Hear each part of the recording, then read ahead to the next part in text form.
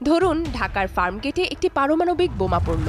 বলাই বাহুল্য ব্যস্ত শহরের চঞ্চলতা নিঃশেষ হয়ে যাবে মুহূর্তেই। বলা হয়ে থাকে পারমাণবিক বোমার আঘাতে কোনো কিছু বুঝে ওঠার আগেই ভস্ম হয়ে যায় সবকিছু।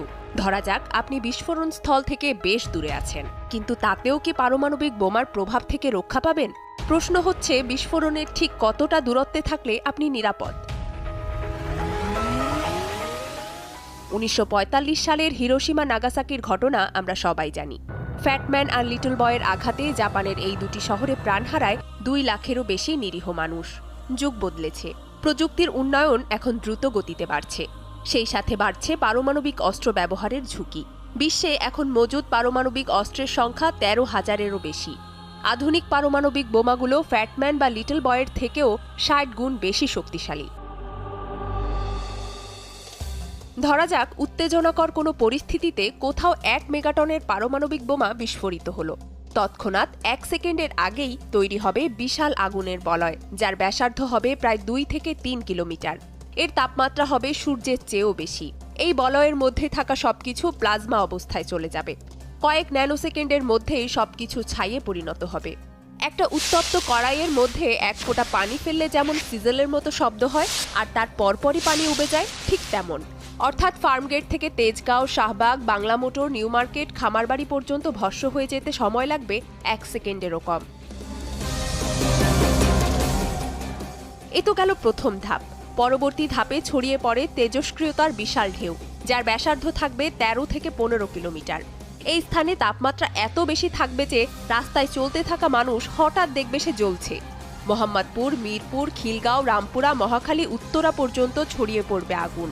অর্থাৎ এই সীমার মধ্যে অবস্থানরত মানুষের বেঁচে থাকার সম্ভাবনা নেই বললেই চলে।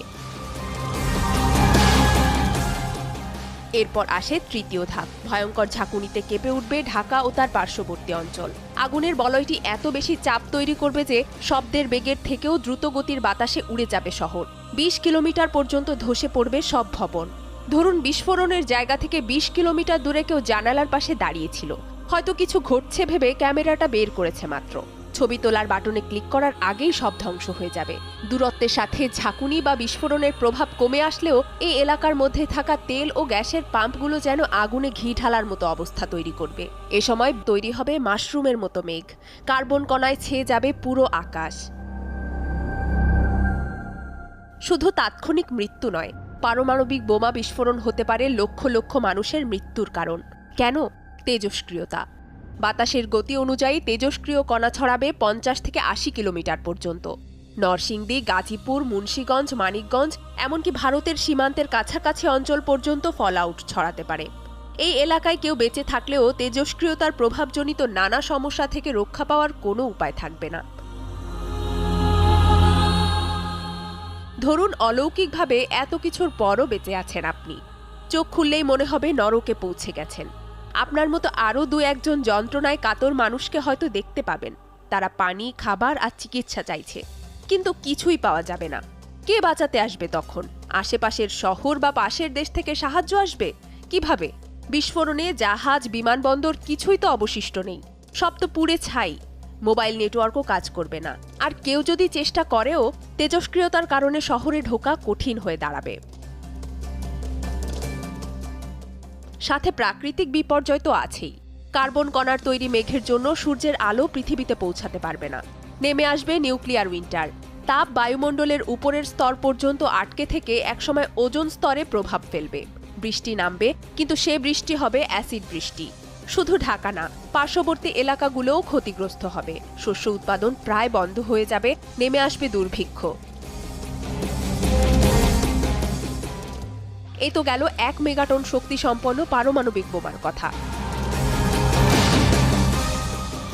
যে অস্ত্র গোটা মানবজাতি ধ্বংস করার ক্ষমতা রাখে, সেই অস্ত্র তৈরিতে বিশ্বনেতারা এত মরিয়া কেন?